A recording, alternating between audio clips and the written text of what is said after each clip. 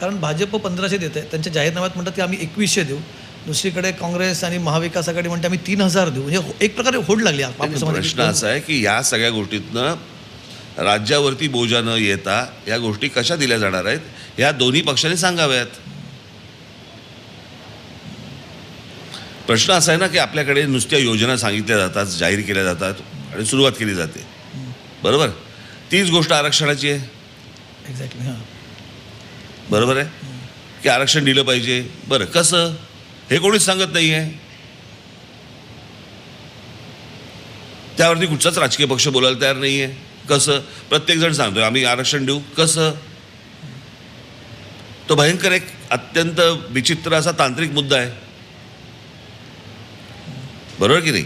आणि नुसता तो महाराष्ट्रामधल्या एका जातीविषयीचा नाही आहे, तो प्रत्येक राज्यातल्या जातीविषयीचा आहे. हो.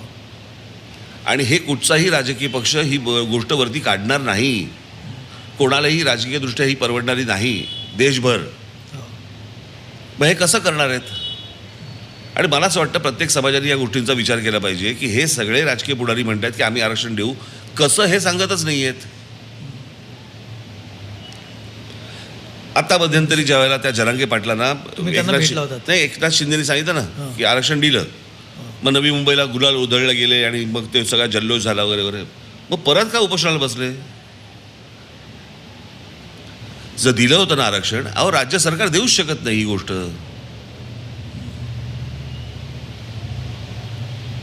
हा विषय केंद्राच्या अखत्यारीतला आहे, हा सुप्रीम कोर्टातला आहे. आणि एका राज्याविषयी जर समजा तुम्ही पटलावरती नुसतं आणलात तरी प्रत्येक राज्यामध्ये जाती उठणार आहेत. त्याचं काय करणार तुम्ही?